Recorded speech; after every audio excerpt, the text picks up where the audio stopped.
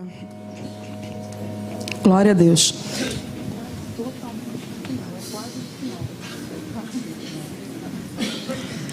Paz, irmãos. Boa noite.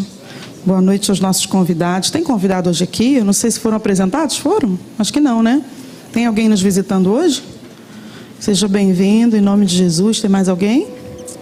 Sintam-se muito bem-vindos, viu? Em casa. Nós vamos aprender um pouco mais sobre um tema essa noite, irmãos. Eu queria colocar o tema, pode colocar agora. E a gente vai falar disso em duas partes, não vai dar para explorar tudo hoje. Mas é algo que precisa ficar muito claro na cabeça de qualquer cristão, né? O tema é posição sem posicionamento. Parece que não dá, mas parece que acontece. Então a gente precisa entender um pouco mais sobre isso para crescer e caminhar. Primeiro vamos começar pensando sobre o que é posição, né? O texto de Colossenses 1:13, ele diz que ele nos resgatou do império das trevas e nos transportou para o reino do seu Filho amado. Não tem aí não?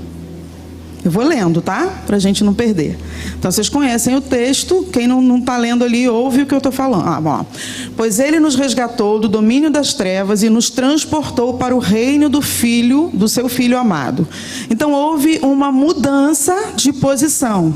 Isso é uma mudança de posição espiritual, né? Quando nós somos alcançados por Cristo, nós somos Eu vou ter que parar aqui, porque eles reclamam que eu não tenho uma foto que dê para aproveitar de mim. Vamos lá, irmão. Aproveita. Vamos botar defeito nessa também, mas aí eu não posso fazer nada, gente. É o que está aí na frente da câmera, né? Então, a primeira coisa que a gente precisa entender sobre posição, que é um lugar ocupado, né? Quando você ocupa uma posição, ocupa um lugar. E esse lugar que a gente ocupa é o reino. Nós fomos transportados do império das trevas para o reino do Filho amado, amém? Quando a gente fala de posição, a gente também fala de localização. E aí você lê comigo 2 Coríntios 5:17, que diz: portanto, se alguém está em Cristo, é nova criação. As coisas antigas já passaram, eis que surgiram coisas novas. Pode botar a primeira parte de novo. Se alguém está onde, gente? Em Cristo. Então, quando a gente fala de posição, a gente está num lugar espiritual que é estar em Cristo. Nós fomos transportados para o reino do Filho. O Filho é Cristo, nós estamos nele, ok? Só que posição também fala de posicionamentos compatíveis. Quando você coloca alguém numa posição, você espera que essa pessoa haja de acordo com aquela posição em que ela foi colocada. Então, a definição de posição, ela é mais ampla do que simplesmente onde eu estou, mas como que eu me comporto. Ok, gente? Estão me acompanhando? Muito obrigada pela simpatia. Né? Então, vamos ler lá. Efésios 5, de 8 a 10... fala disso que a gente está falando agora. Porque outrora vocês eram trevas, mas agora são luz do Senhor. Vocês foram transportados, agora vocês são luz. Aí entra o que eu estou falando aqui sobre posicionamento. Vivam como filhos da luz. Ou seja, não adianta eu ser colocado numa posição de alguém que é filho da luz e não viver como filho da luz. E aí o texto continua dizendo: pois o fruto da luz consiste em toda bondade, justiça e verdade. E aprendam a discernir o que é agradável ao Senhor. A gente não vai pegar esse texto inteiro, mas até aqui já deu para entender. Se eu fui transportada para um lugar, se a posição que eu ocupo hoje é de filho de Deus, eu preciso viver como filho de Deus. Isso tem a ver com os meus posicionamentos. Não apenas com o lugar onde eu fui colocada, mas o que eu faço a partir de agora por ter sido colocado nesse lugar. Eu vou precisar aprender a discernir o que é agradável ao Senhor. Porque quando eu aprendo a discernir o que é agradável ao Senhor, eu vou me portar de acordo com esse critério. Amém, irmãos? Isso é para a gente poder começar. Mas a gente sabe que existe uma realidade de pessoas que dizem estar em Cristo, ou dizem que foram transportadas para esse reino, e muitas vezes elas estão no ambiente físico, junto com aqueles que estão em Cristo, com aqueles que foram transportados para esse reino, mas elas não têm posicionamentos compatíveis com isso. E aí, a gente precisa entender por quê.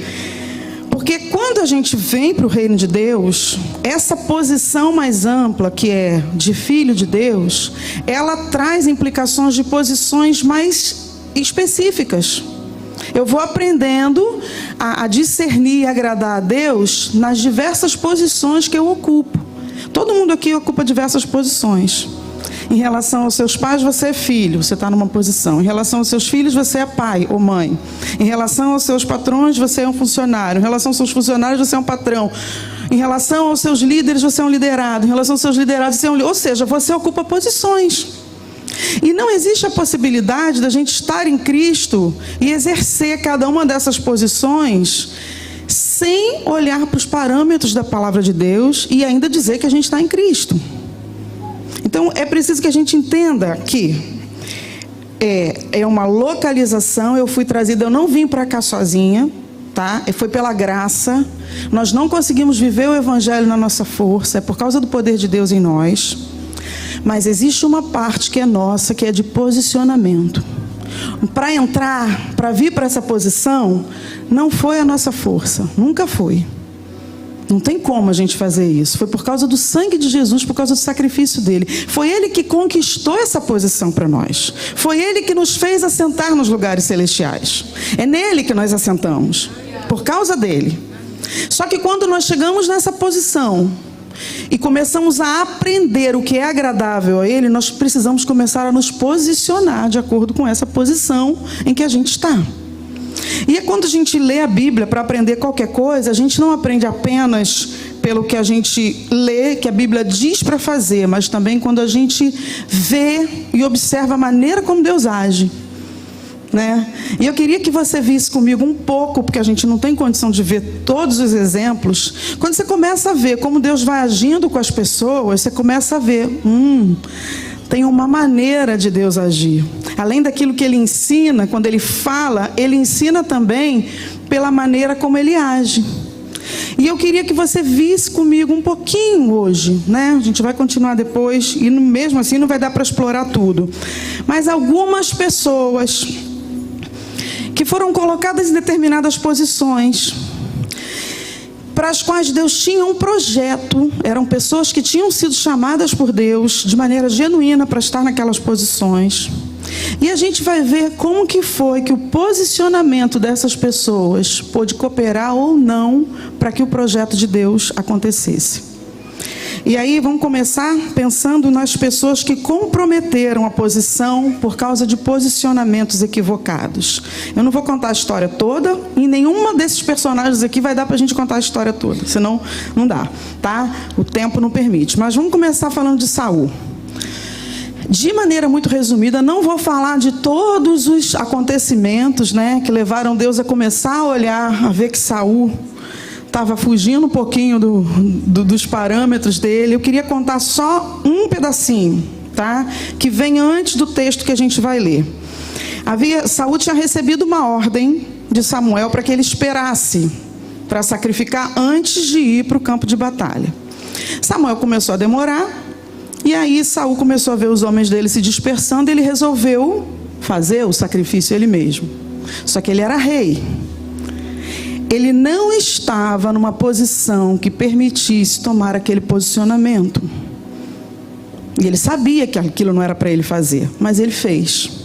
Entre outras coisas, que você vai ler lá, depois o livro de 1 Samuel vai ver. Aí eu queria que você lesse comigo 1 Samuel 13 e 14. Depois que Saul faz isso, o que é que o profeta diz? Quando Samuel chega e vê que ele já fez, ele diz assim: disse Samuel, você agiu como tolo, desobedecendo ao mandamento que o Senhor, o seu Deus, deu a você. Se tivesse obedecido, ele teria estabelecido para sempre o seu reinado sobre Israel. Gente, isso é tão sério, né? Era só obediência que Deus queria. Era só que ele fizesse aquilo que competia a ele fazer. E aí, mas agora o seu reinado não permanecerá.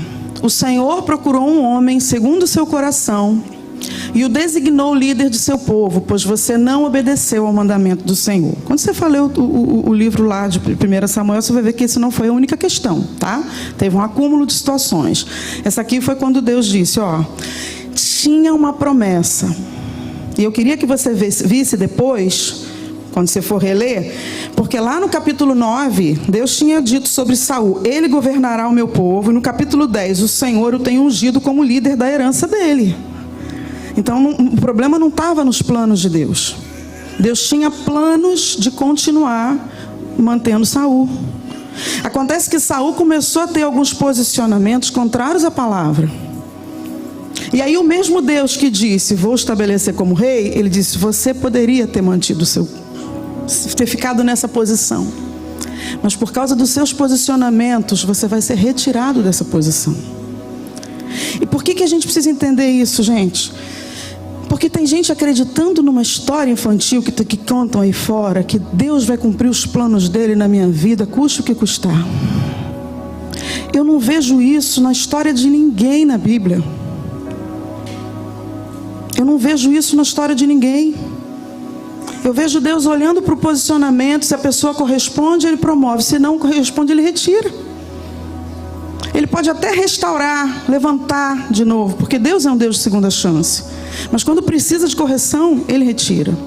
Então a gente olha para alguém que tinha uma posição, mas não teve um posicionamento compatível com aquela posição. Tanto para nos levar, quanto para nos manter na posição que Ele tem para nós, Ele observa os nossos posicionamentos.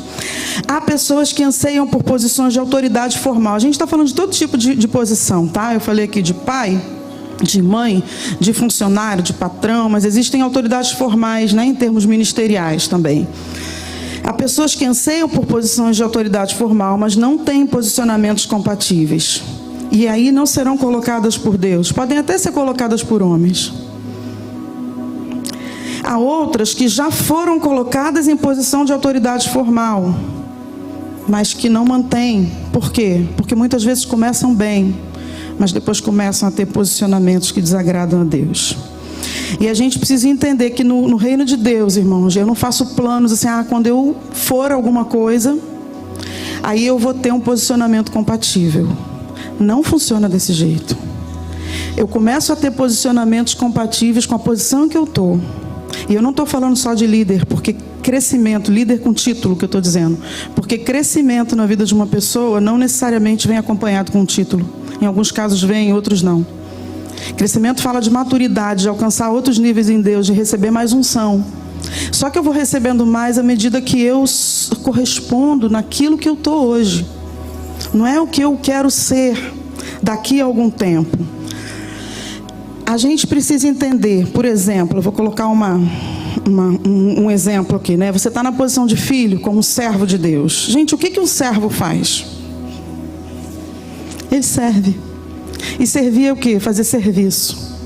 Porque nós temos muita facilidade em dizer que somos servos, cantar que somos servos. Mas o servo, ele se doa. Então, por que é importante a gente entender isso?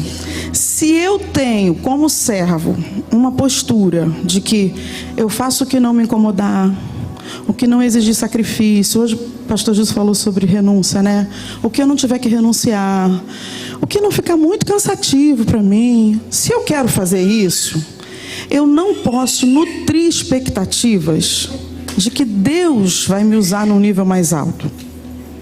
Estão entendendo? Eu preciso ser mais realista. Tudo bem, o que eu quero é isso. Mas eu não posso ficar achando que eu não faço o melhor onde eu estou hoje e Deus vai me colocar num lugar mais alto. Porque Ele está olhando os meus posicionamentos. Ele vai respeitar os meus posicionamentos. Mas eu preciso ser realista. Porque a gente fica dizendo que vai fazer grandes coisas em Deus, mas não quer fazer aquelas que já estão na nossa mão hoje. Que Ele já colocou. E Ele já está olhando para ver o nível de excelência com que a gente faz, o amor, a entrega, o sacrifício. E a gente fica criando expectativas, irmãos, que são irreais. Porque quando você olha para a Bíblia, você não vê ninguém assim. Você não vê um exemplo desse. Sempre você vê Deus olhando, dizendo, eu tinha isso aqui, mas já que você quer agir de outra maneira. Se você pretende ser uma pessoa muito usada por Deus, examine seus posicionamentos hoje, procure avaliar de forma realista se você tem procurado conhecer e viver a palavra de Deus nas diversas esferas da sua vida. Qual é o seu nível de amor pelo Senhor? Qual é o seu nível de entrega? Gente, cada um está num nível. Deus não vai cobrar da gente da maneira igual. Né? Ele sabe quem chegou ontem, Ele sabe quem conhece pouco, quem conhece mais. E Ele vai cobrando à medida daquilo que Ele já nos deu. Ele não vai cobrar de nós aquilo que Ele deu para o nosso irmão. Mas a gente precisa olhar, o que eu estou fazendo com o que eu recebi hoje? Eu sou só um espectador?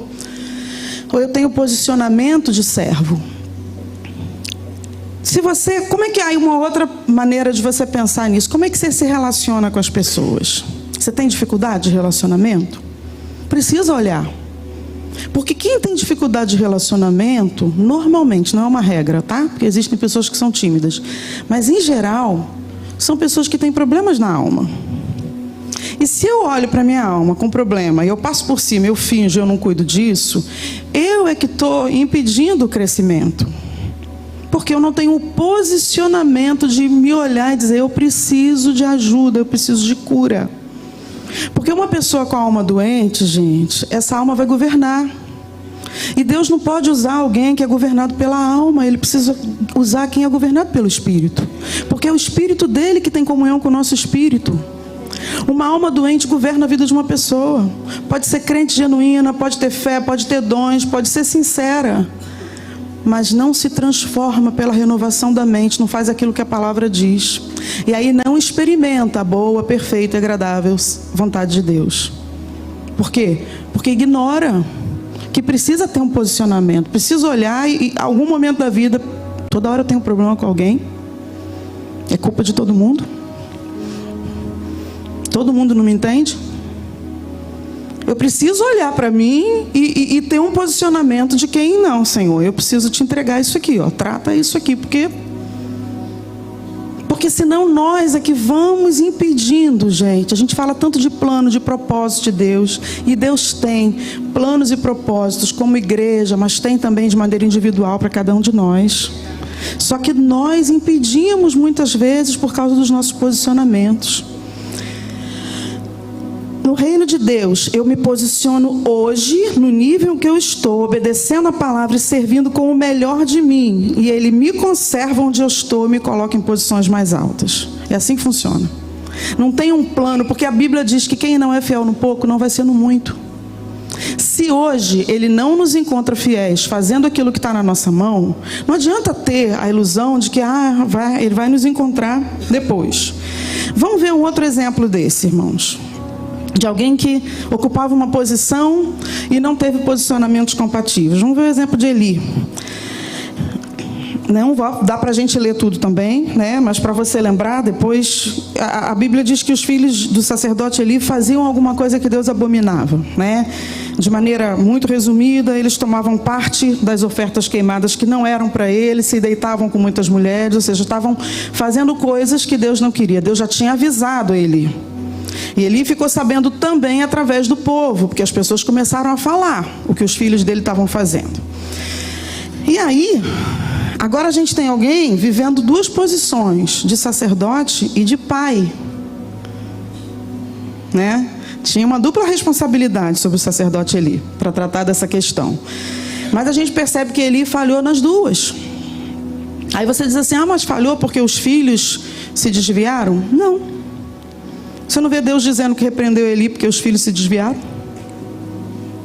Deus chama a atenção de Eli porque ele não repreendeu os filhos. Porque os filhos de alguém podem se desviar. Essas pessoas podem ser pessoas crentes, sinceras. A questão não é se o outro lá fez a escolha errada. É como que você agiu como pai. Qual foi a sua postura diante disso? Por quê, gente? Vamos dar uma olhada agora. O que é que o homem de Deus diz para Eli, depois dessa situação? Primeiro vamos ver aqui como é que Eli, depois você lê em casa, não vou botar aqui não. Como que foi que Eli chamou a atenção dos filhos? Ele diz assim: por que vocês fazem estas coisas? A pergunta.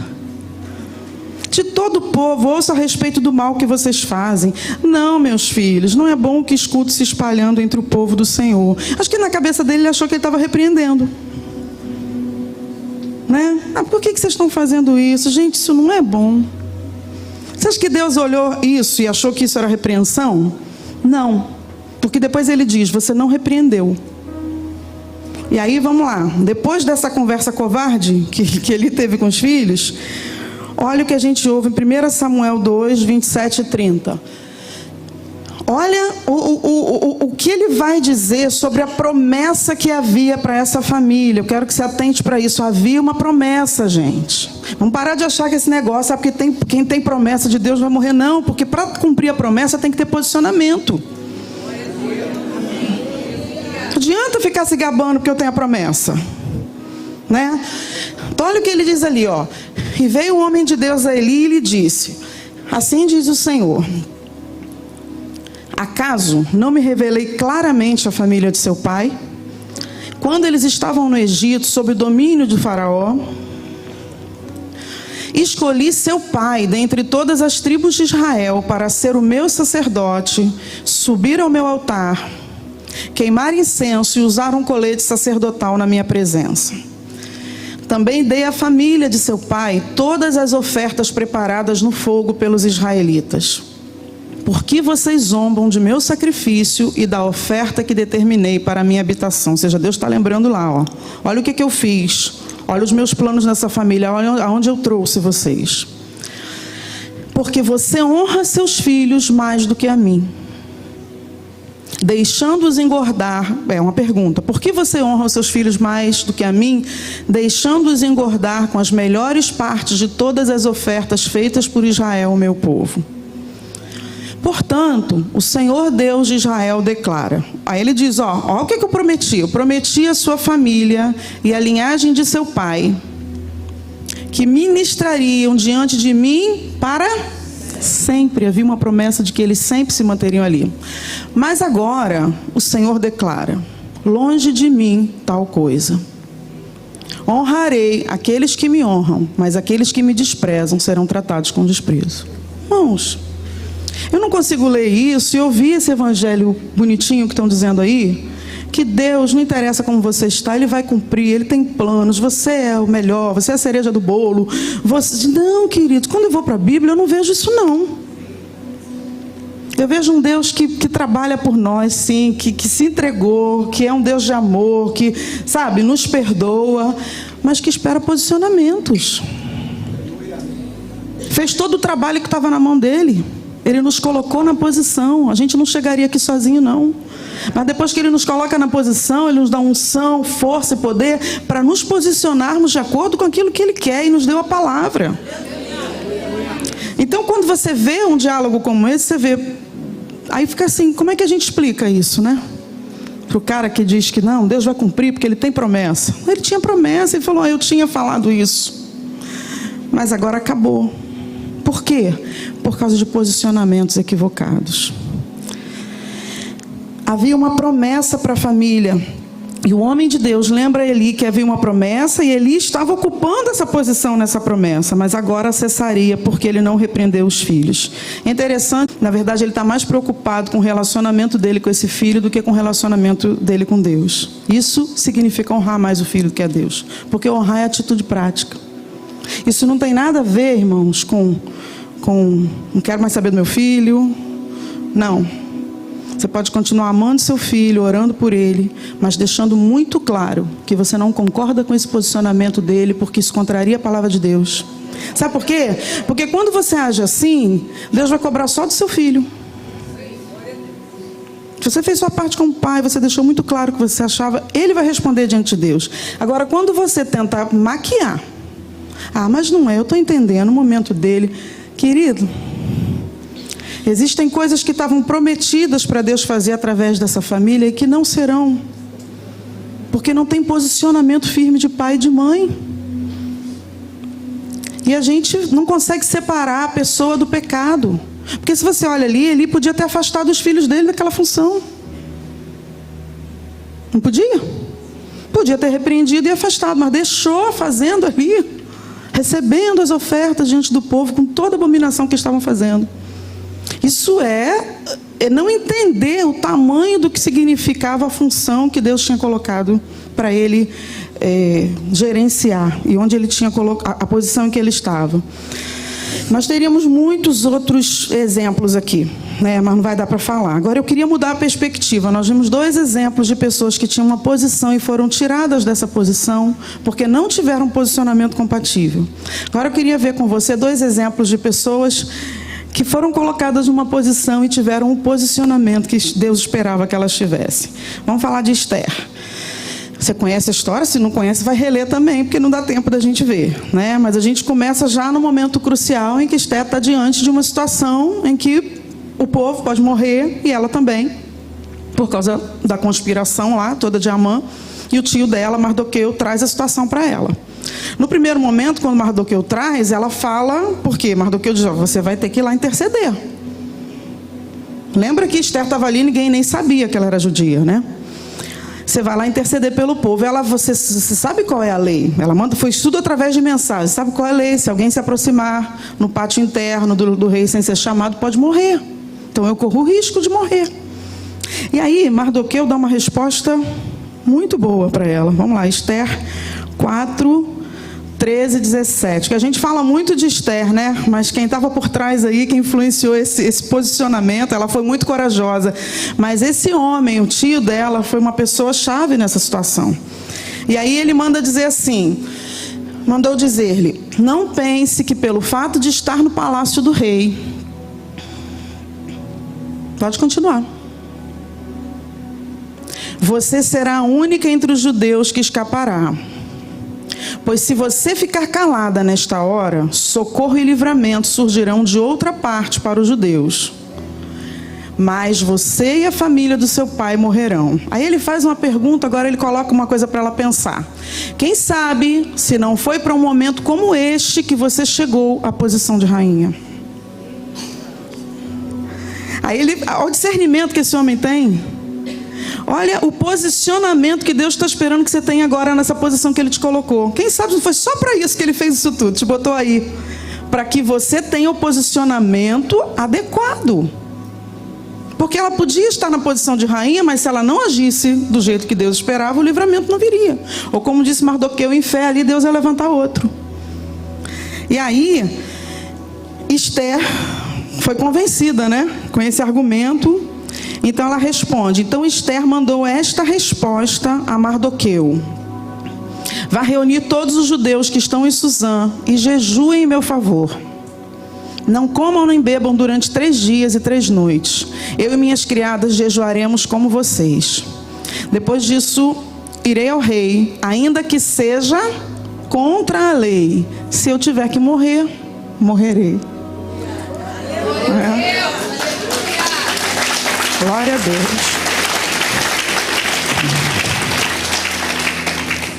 Esse é um posicionamento, irmãos, que a gente precisa, né? A gente precisa, e cada vez que o fim se aproximar mais, a gente vai precisar mais. Vai ter coisa que você vai fazer para eu falar isso, eu estou correndo o risco de morrer. Se morrer, morri. Ou eu vou ficar me adaptando ao sistema. E aí, gente, é tão interessante. Você leia depois o livro de Esther, um monte de coisa para você ler essa semana, né? Estou dando vários textos, trabalhinho de casa, para o pessoal fazer. Às vezes eu esqueço, né? Que estou dando aula, passo muito trabalho de casa no púlpito. Me perdoe, irmãos. Mas é interessante pensar nisso, porque por causa desse posicionamento aqui, antes até que ela contasse as coisas para o rei, as coisas já começaram a acontecer. Como que nós somos cooperadores de Deus, que a Bíblia diz, somos. Os nossos posicionamentos podem trazer a presença de Deus ou podem fazer com que Deus não se mova. Porque aí você já percebe lá, antes dela contar, que o rei já ficou sem dormir. Não conseguiu dormir, pediu para que trouxessem o livro das crônicas, aí viu o que Mardoqueu tinha feito, foi perguntar, alguém honrou esse homem pelo que ele fez? Gente, foi antes de Esther contar a história. Ainda manda Amã trazer Mardoqueu e levar em cima do cavalo pela cidade, dizendo, olha, isso é o que se faz ao homem que Deus quer honrar. Já começou a mudar a situação ali, só porque Esther já começou a proclamar o jejum e já tinha tomado a decisão de ir na direção do rei.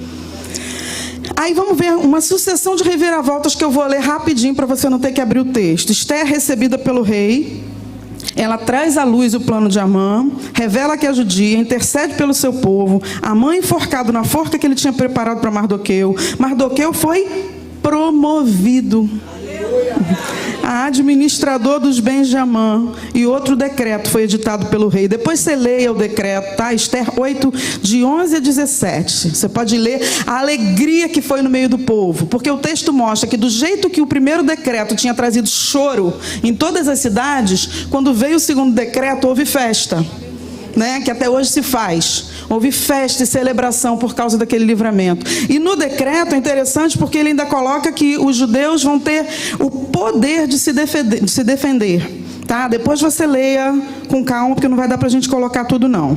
Mas eu queria só chamar a sua atenção. Pode colocar só o... Não precisa colocar não, senão a gente não vai dar conta de tudo. Só quero que você entenda que diz isso aqui. Ele foi promovido. Agora a gente está falando de Esther, que estava numa posição de rainha e por causa do seu posicionamento se manteve, e Mardoqueu, que estava numa posição inferior e foi promovido por causa do posicionamento. Gente, se a gente lê essas coisas e não aprende, a gente deixa de saber como Deus é. Porque quando eu vejo aqueles que não têm o posicionamento correto sendo destituídos e aqueles que têm o posicionamento sendo promovidos, eu preciso aprender alguma coisa com isso. Por quê? Porque Deus é o mesmo ontem, hoje e será eternamente. Se ele agiu assim com os outros, por que eu acho que ele vai ficar sendo complacente? Eu vou ficar aqui fazendo outras coisas. Ele me bota numa posição e eu fico fazendo coisa que não dá para fazer, e eu acho que ele vai manter. Por quê? Se ele não fez isso com ninguém. Aí, quando você olha para essa declaração aqui de Esther, né, tem uma outra versão que diz assim: se perecer, pereci, que as pessoas usam muito, né? Se tiver que morrer, morrei.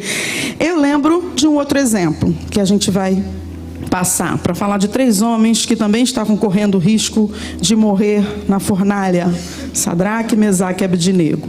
Também não vai dar para falar da história anterior, como é que eles estavam, como é que eles chegaram ali. Mas eu quero que você veja comigo aqui qual foi o posicionamento desses homens diante do decreto de que eles tinham que se ajoelhar diante da estátua do rei. Vamos lá. Daniel 3, do 14 ao 18. A gente só está lendo os momentos lá dos posicionamentos. Nabucodonosor lhes disse: é verdade, Sadraque, Mesaque e Abednego, que vocês não prestam culto aos meus deuses, nem adoram a imagem de ouro que mandei erguer? Ele foi conferir primeiro. Pois agora, quando vocês ouvirem o som da trombeta, olha só, dando a última chance, né? Não, vamos lá, não é verdade isso que estão falando? Não, agora vamos lá, vamos dar a chance. Ao som da trombeta, do pífaro, da cítara, da harpa, do saltério, da flauta dupla e de toda espécie de música, se vocês se dispuserem a prostrar-se em terra e a adorar a imagem que eu fiz, será melhor para vocês. Mas, se não adorarem, serão imediatamente atirados numa fornalha em chamas. E que Deus poderá livrá-los das minhas mãos, né? Que Deus? Ele pergunta isso. Sadraque, Mesaque e Abednego responderam ao rei: ó Nabucodonosor, acho bonito ó, né? Não precisamos defender-nos diante de ti. Se formos atirados na fornalha em chamas, bem explicadinho, o Deus a quem prestamos culto pode livrar-nos, e ele nos livrará das tuas mãos, ó rei. Aleluia, até aqui está bem crente, né? Só que depois tem uns crentes que não gostam muito não. A segunda parte, ele diz assim: mas se ele não nos livrar, porque nós não somos criancinhas, a gente sabe que tem essa possibilidade. Pode ser que a gente vá morrer como Marte. Eles sabiam que tinha eternidade pela frente, que o mundo não acaba aqui.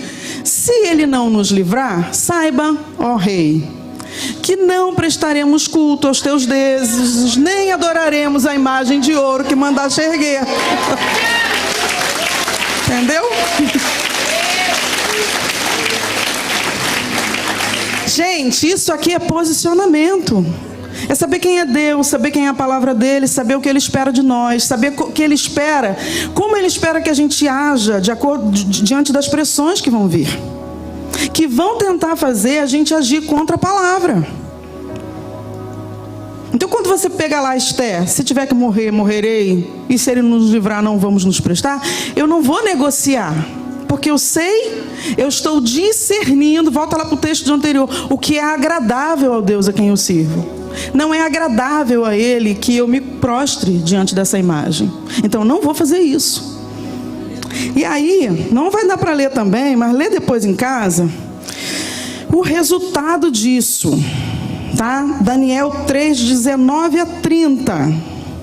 O que depois ele viu? O quarto homem na fornalha. Mandou tirar todo mundo de lá. Mandou dizer que todo mundo tinha que adorar o Deus dele. Ficou impressionado. E no final, promoveu os 3.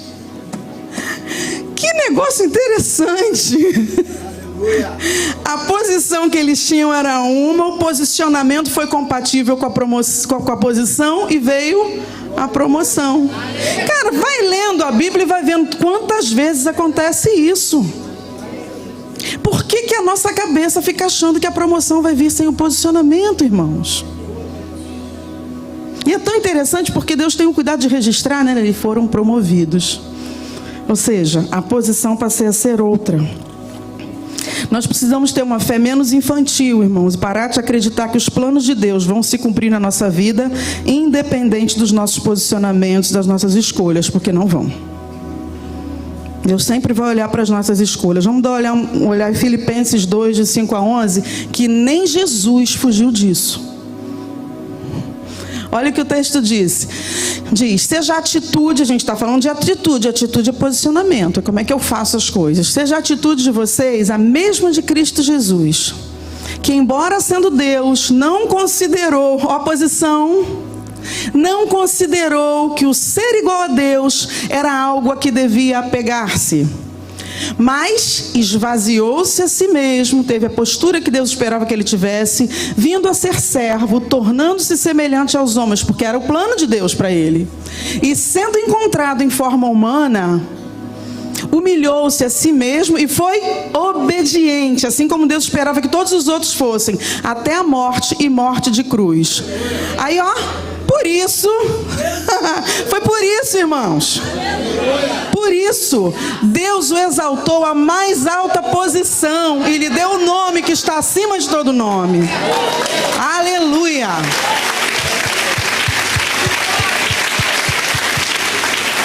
Irmão, pensa aqui.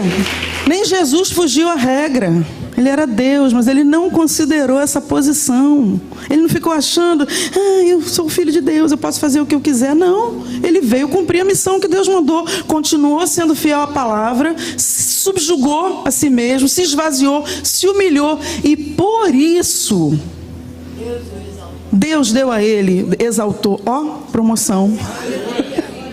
O problema é que a gente quer crescer em Deus, quer fazer coisas para Deus, não quer deixar Deus fazer na gente, não quer deixar Deus, muitas vezes, nos corrigir nos nossos posicionamentos errados, para que Ele possa nos levar a lugares mais altos.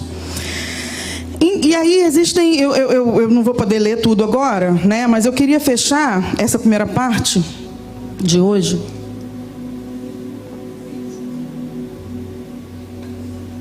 falando de uma coisa que a gente podia ver muitos outros exemplos, mas eu vou lá para o final com você, para Apocalipse. Não precisa nem abrir agora, tá? Mas eu sugiro que você depois leia os capítulos 2 e 3 de Apocalipse. Quem é novo na fé, não leu ainda, e quem já leu, que releia. Porque tem uma regularidade, a gente chama de regularidade no texto, quando algumas coisas se repetem, elas são muito regulares, elas não são exatamente idênticas, mas elas têm uma semelhança. Quando você pega as cartas, as igrejas do Apocalipse, você vê uma regularidade ali, muito forte.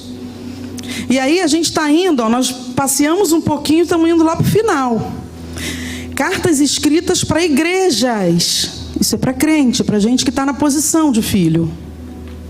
Mas nessas cartas, Deus fala sobre posicionamentos, que essas pessoas que estão nessa posição de filhos, têm ou não têm.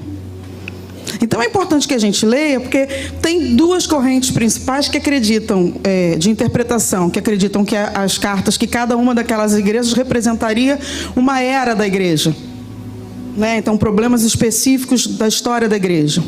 E há uma outra corrente que acredita que elas representam igrejas de diversas eras com problemas que são comuns a todos os tempos.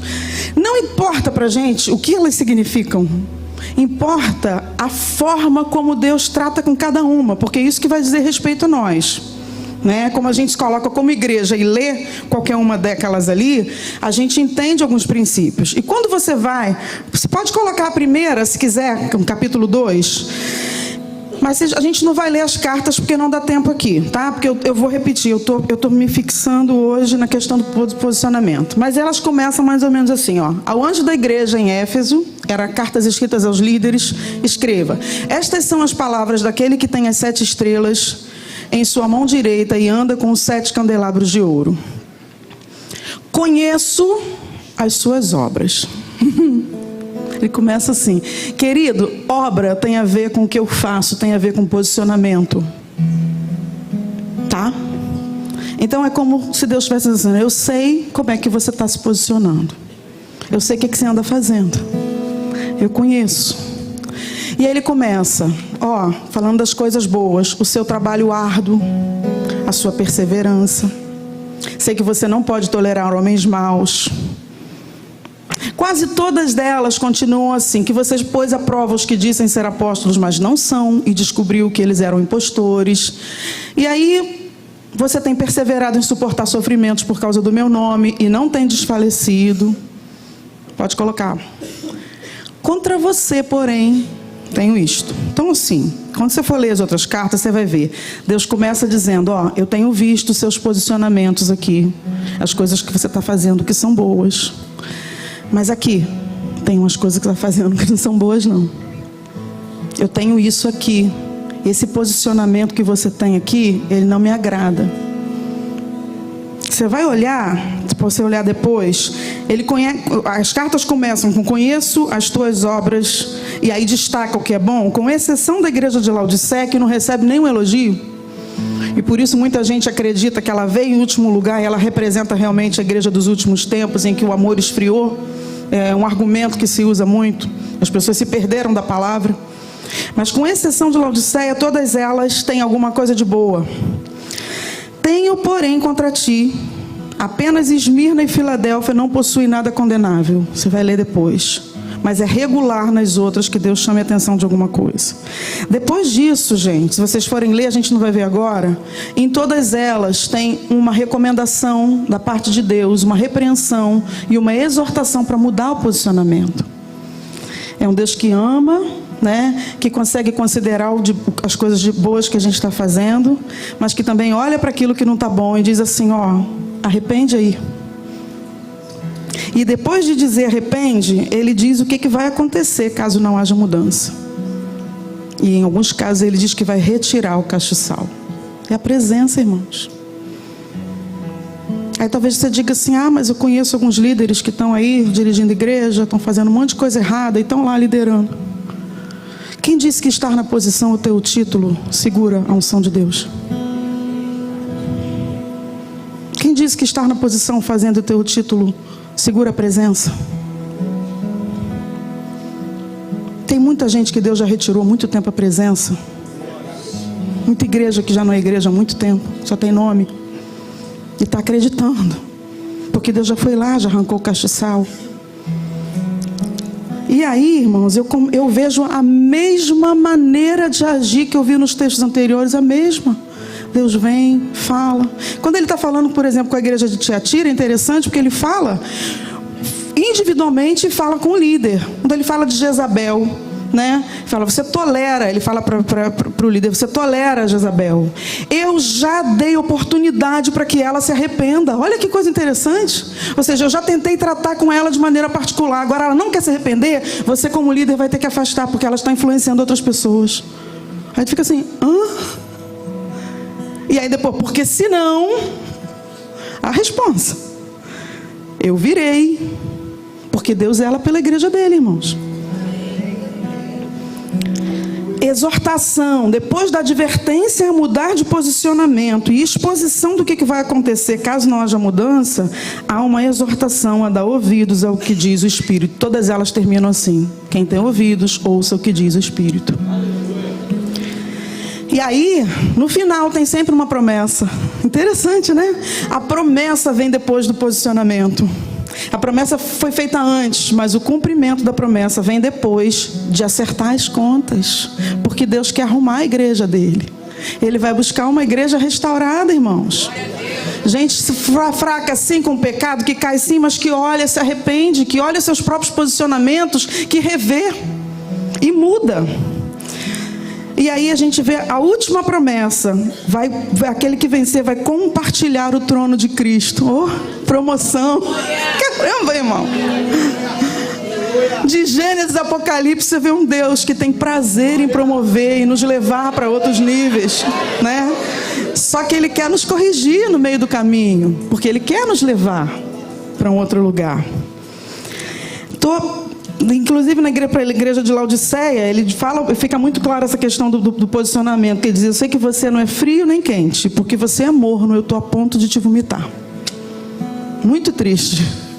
Como assim que Deus está falando isso? Gente, mornidão é falta de posicionamento. Deus não nos chamou para ser espectadores, para ficar dizendo sim para tudo que está acontecendo nesse mundo, para ficar fazendo política de boa de vizinhança, para dizer que crente não briga com o outro. Vai ter momentos que você vai ter que brigar, você não pode ofender. Mas quando quiser que você se posicione a favor de coisas que você não acredita na palavra, você vai fazer o quê?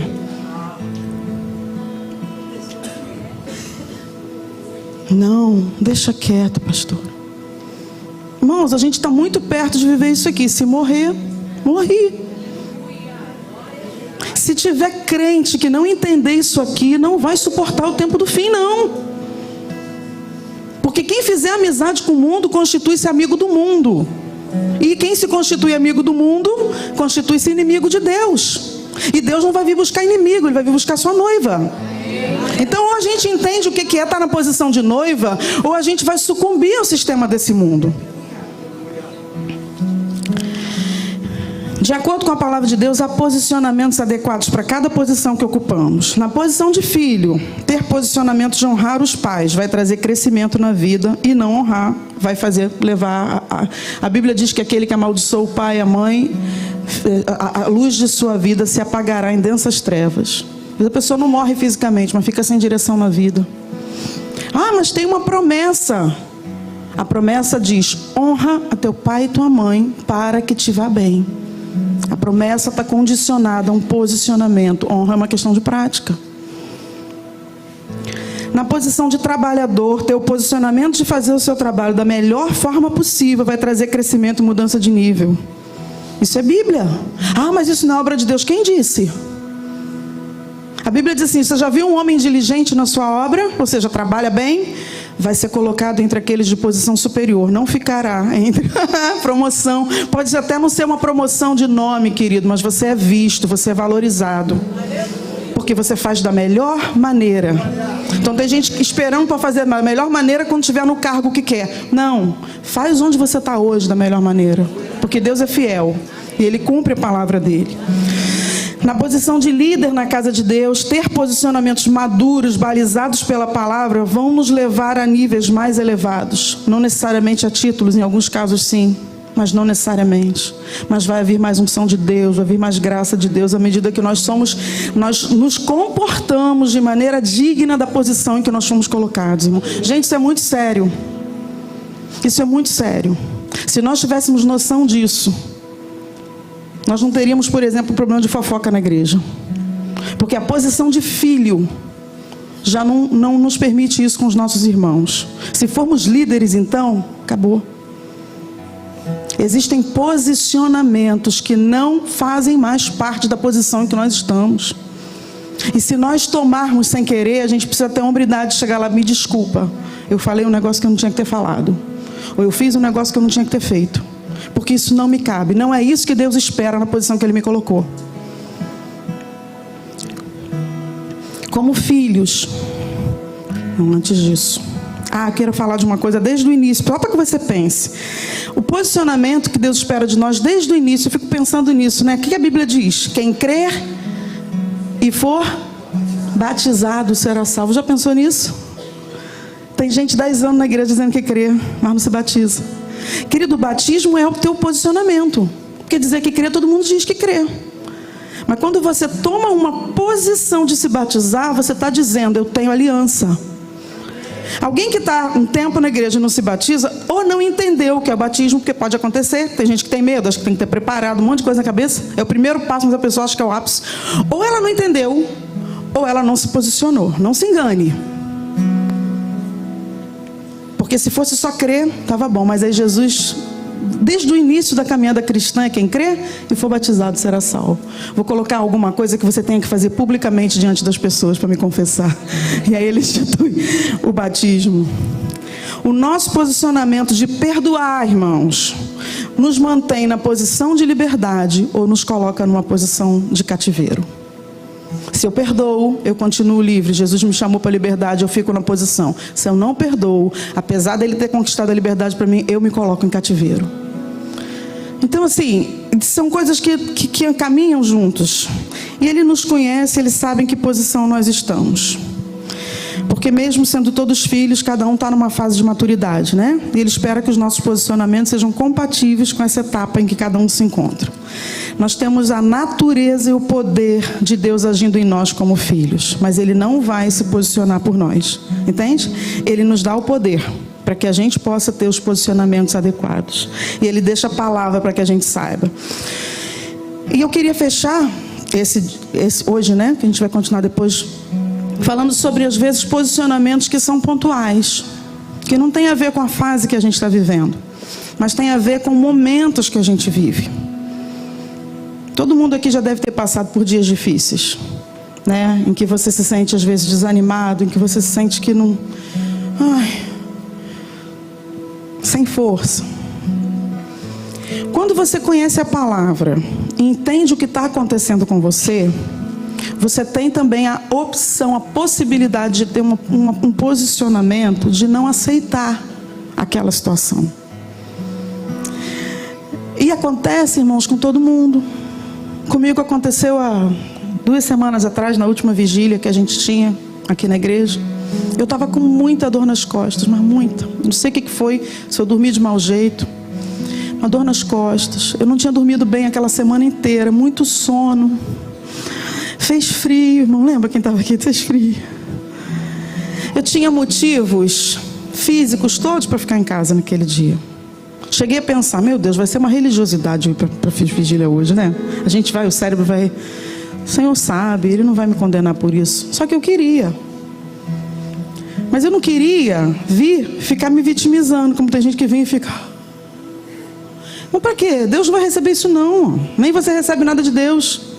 Estou vindo aqui, só Deus sabe, porque o pastor vai reclamar depois, porque eu sou líder, né? Eu vim para a vigília. Com essa postura eu não ia vir, porque isso aí é perder noite. Então eu sentei ali, fiquei assim, orando, Deus, essa parede, né? Porque sentar na parede perto de vigília, sentar perto da parede é um problema, porque você encosta a cabeça. Ninguém sabe se você está orando, né? Se você está dormindo. Eu encostei ali com muita dor. E começou a dar uma tristeza. Eu falei, Senhor, eu não queria estar aqui desse jeito. Eu estou com muito sono, muita dor, muito tudo. E todo mundo é humano, todo mundo passa por isso. Aí, de repente, eu comecei a falar, Espírito Santo, eu não quero passar uma noite em claro sem... Eu quero que isso seja um sacrifício. Eu quero que isso seja um tempo de alegria para o Senhor. Eu quero receber também. Quero dar ao Senhor e quero receber. E aí, o louvor já tinha começado a cantar aqui. E eu ouvi o Espírito Santo dizer, pede para eu te renovar. Porque a gente sabe que tem que fazer isso, irmãos. É porque que a gente não toma esses posicionamentos, a gente aceita as coisas. E eu comecei a pedir, Espírito Santo, me renova, porque eu preciso estar inteira aqui, eu não estou aguentando nem ficar em pé. Me renova, Espírito Santo. E eu não sei nem o que o povo estava cantando aqui, irmãos. Eu sei que Deus me deu 3 frases, só que eu cantei durante muito tempo ali. E eu cantei aquelas frases que diziam, renova-me, renova-me. o teu Espírito derrama aqui, o teu Espírito derrama em mim. Não deu nem tempo de ensaiar com eles, eu só mandei porque eu saí. Teve um determinado momento que eu não conseguia parar de cantar aquilo. Eu falei, acho que Deus quer alguma coisa com isso. Eu fui para dentro do carro e gravei o que eu mandei para eles agora, quando cheguei aqui. Só gravei aquelas frases. Porque à medida que eu comecei a cantar aquilo, eu comecei a sentir o Espírito Santo me enchendo, me renovando e mudando a maneira como eu estava vendo aquela noite, a expectativa. Eu não ensaiei com eles, mas eram frases que diziam: renova-me,